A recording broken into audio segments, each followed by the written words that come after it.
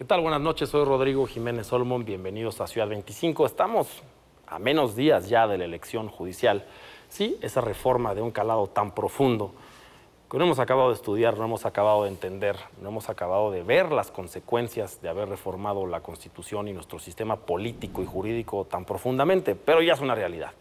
Ya si uno estuvo a favor o en contra de la reforma, no tiene nada que ver. Vamos a tener que salir a votar, los mexicanos y las mexicanas, por los cerca de 3.800 candidatos y candidatas que van a decidir sobre nuestro patrimonio, sobre nuestra libertad, sobre nuestra vida en los tribunales de este país. Pero el foco está principalmente enfocado en el máximo tribunal de este país, en la Suprema Corte de Justicia de la Nación. Sí, ese tribunal que decide en el orden constitucional lo más importante, cuyas decisiones no afectan a una persona, sino a los 130 millones de habitantes que estamos aquí en México todos los días. Y quiero dar la bienvenida a Ricardo Sodi Cuéllar. Él es candidato a ministro de la Suprema Corte de Justicia de la Nación. Bienvenido, Ricardo.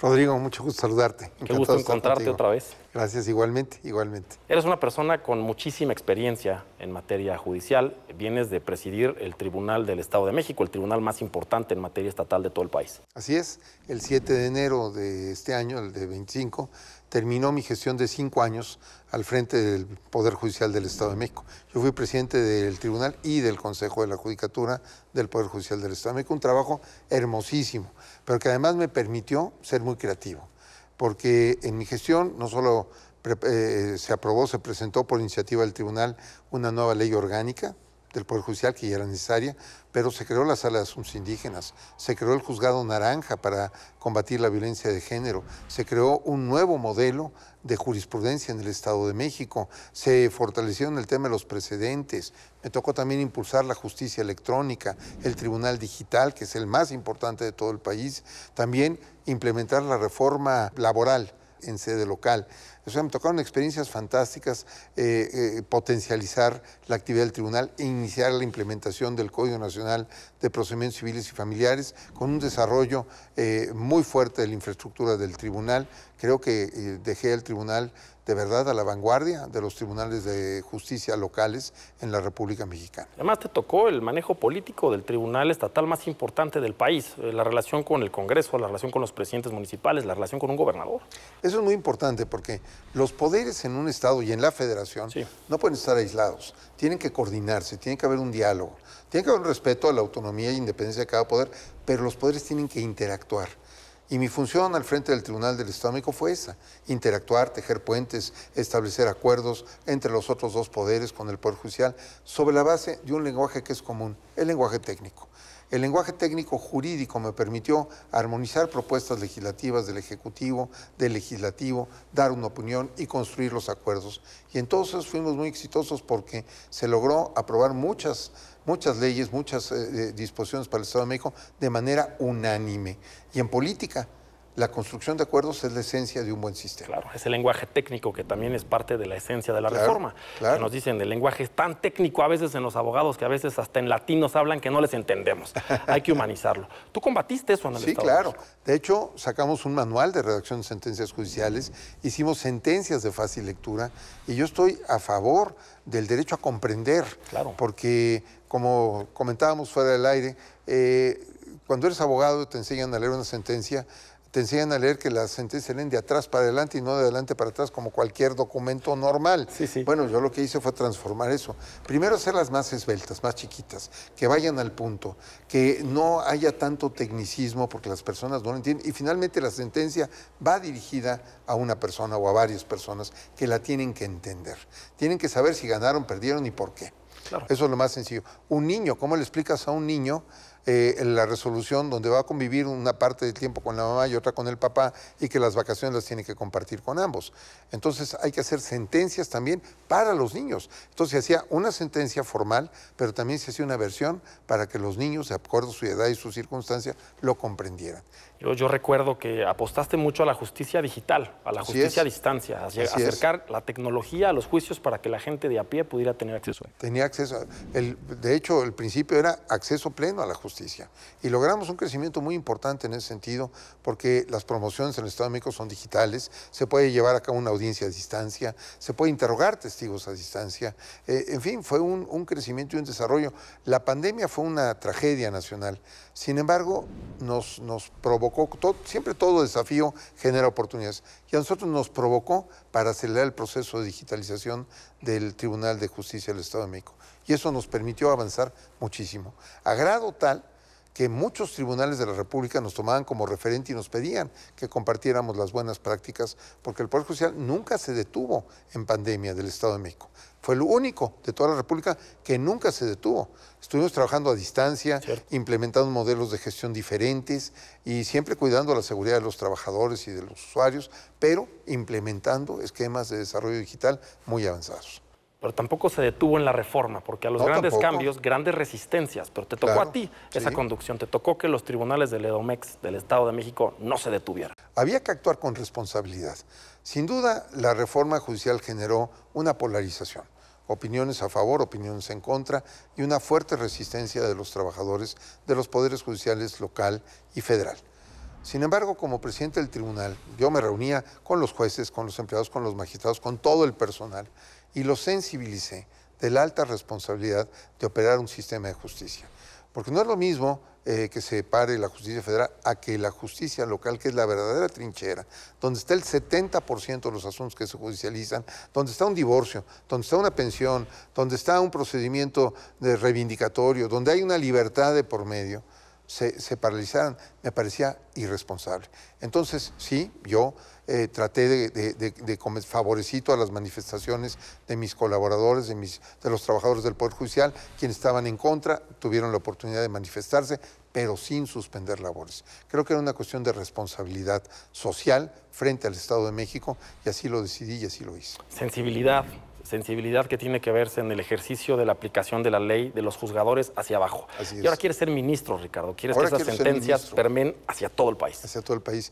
Quiero ser ministro de la Suprema Corte, pues todo abogado observa a la Corte como el culmen de su carrera, como una aspiración lógica, natural. Todos aspiramos eventualmente a llegar al máximo tribunal del país, a ocupar el cargo más destacado que hay en la administración de justicia, que es ser ministro de la Corte. Y también aportar todo lo que ha sido nuestra trayectoria, toda la visión que tenemos en la aplicación del derecho. Yo he sido abogado litigante más de 20 años y he sido magistrado en el Estado de México por 15 años y he sido presidente del tribunal por 5 años. Entonces tengo una experiencia que abarca los dos sectores, el sector del ejercicio libre de la profesión, la administración de justicia, y conozco bien el sistema de justicia. Conozco también los problemas que hay de la justicia federal que inciden en la justicia local, y eso es lo que yo me propongo modificar, que las sentencias sean más prácticas, más efectivas, del Poder Judicial Federal, que sea menos formalista los efectos de una sentencia del Poder Judicial, y desde la Corte eso, con criterios bien definidos y claros, se puede lograr. Claro, porque es falaz pensar que una sentencia redactada de manera muy complicada, incluso cualquier juez la puede entender y aplicar. Y cumplir. Claro. Entonces, el proceso de cumplimiento de un ejecutorio de amparo a veces lleva mucho tiempo, porque no es claro, o los amparos para efectos, por ejemplo, de reponer un procedimiento. Imagínate nada más un procedimiento de un delito de alto impacto, secuestro, que por algún tecnicismo, pues, supongamos pasado un caso, un juez falleció, se tuvo que cambiar al juez ya en la etapa final del juicio, nada más para huir alegatos y dictar sentencia. Bueno, se cambió al juez porque falleció, se dictó la sentencia condenatoria, se apeló, se confirmó, y cuando va al amparo directo, conceden el amparo porque no conoció el juicio un solo juez.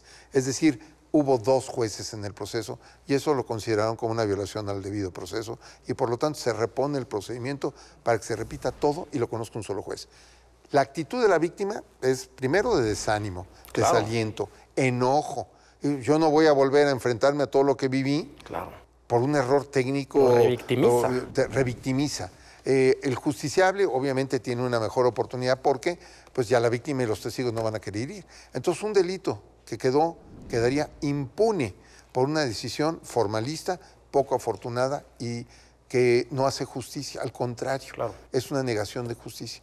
Y eso es lo que yo me busco erradicar, que Claro. la justicia sea verdaderamente efectiva, y eso con criterios de la Suprema Corte se puede lograr. Decías que cuando los jóvenes estudiantes de Derecho piensan en la Suprema Corte, aspiran a esa posición. Claro. Analógicamente hablando, un Así futbolista quiere ser seleccionado nacional. Claro. Y en otra analogía, si tú vas a tener una operación, esperas que el médico que te atienda sea el más calificado. El mejor. El que técnicamente tenga las mejores manos, los mejores diplomas, los mejores casos. La Corte así debe ser. Hemos tenido en la historia muy buenos y muy malos ministros. Se elegían políticamente, eso que se dice que no es cierto. Los proponía un presidente y los definía el Senado. Tú eres una persona que técnicamente cumple para ser ministro de la Corte. Efectivamente, la elección de la Corte los ministros tiene varios componentes, porque los ministros deben de tener un criterio político, por supuesto, Claro. pero no una posición política, porque eso les impide una visión de independencia. Pero tienen que tener criterio porque la Constitución, decía un tratadista francés, Maurice Harieu, es la materialización jurídica de fenómenos políticos. Cuando la política se convierte en derecho y en instituciones, se convierte en derecho constitucional y en una constitución. Y el ministro o la ministra tiene que interpretarla. Y si no tienes criterio político y no sabes cómo funciona la operatividad institucional en tu país, estás pues obviamente imposibilitado de hacer un buen trabajo. Claro, ha sido litigante, juzgador, presidente de un tribunal, maestro, está cerca de los jóvenes y además te encanta la historia. Un ministro tiene que tener contacto con la juventud, tiene que entender el mundo actual, pero también tiene que conocer mucho de historia, Ricardo. Así es. No es la primera vez que elegimos ministros de la Corte. Esto no es una novedad. En época Benito Juárez, fue electo presidente de la Suprema Corte. Estuvo un día porque Ignacio Comonfort dio un golpe de Estado, un autogolpe de Estado. Había nombrado a Benito Juárez secretario de Gobernación, había renunciado a la presidencia de la Corte Juárez, había pedido una licencia, no ha renunciado, pedido una licencia, da el autogolpe de Estado Comonfort y Juárez le dice, no, yo no te sigo en esto, me regreso a la Corte 3 horas más, simplemente para asumir el cargo de presidente de la República, porque estaba adjunto, anexo al de presidente de la Corte. ¿Esa importancia ha tenido la Corte en la historia de nuestro país? Y sobre todo ha habido épocas brillantes de la Corte, la época de Ignacio L. Vallarta, Ignacio Manuel Altamirano, grandes juristas que integraron a final del siglo XIX. La actual integración de la Corte es una Corte sólida, importante, y yo creo que hay momentos muy brillantes del Poder Judicial de la Federación que deben de rescatarse, que deben de valorarse. Es buena oportunidad para rescatar, para mostrar, para por primera vez tener cercanía, entendimiento, sensibilidad social. ¿Sabes qué ha tenido muy bueno de esta reforma? Primero, que ha puesto a los poderes judiciales federal y local en la agenda nacional. Claro. Y eso nos permite a nosotros iniciar el proceso de una verdadera transformación del Poder Judicial. Yo siento que la elección de jueces, ministros, magistrados es el inicio de un proceso reflexivo, estudiado, preparado, para proponer los cambios que necesita la administración y la procuración de justicia en nuestro país. Entonces es un buen momento para que la sociedad en verdad se comprometa a este cambio. Por eso es tan importante informarse, prepararse y salir a votar. Claro. Es un momento muy importante donde podemos despertar ese interés del poder de la ciudadanía en el Poder Judicial, porque un buen Poder Judicial, un sólido Poder Judicial, permite mejorar la calidad de vida, favorece las inversiones, genera certeza jurídica, genera un ambiente propicio para que la sociedad progrese. Claro, y precisamente de eso te quería preguntar. Es el momento exacto en el cual en México hay que proyectar certeza a la inversión, tribunales independientes, tribunales que juzguen con base en derecho para que la inversión del mundo siga viniendo a México. Así es. Es importante que haya un Estado de Derecho reconocido por mexicanos y por extranjeros, para fomentar precisamente ese ambiente de prosperidad, de inversión, de generación de negocios. Es algo muy positivo. Para concluir, ¿cómo te pueden identificar en la boleta? Yo tengo el número 61 en la boleta morada, SODI 61, y entonces en el recuadro, en la boleta van a tener del lado izquierdo 5 recuadros que corresponden a mujeres, del lado derecho 4 recuadros que corresponden a hombres, ahí en el primer recuadro poner 61, Ricardo Soto. Muchas gracias, Ricardo, por estar con nosotros. Muchas gracias, Rodrigo.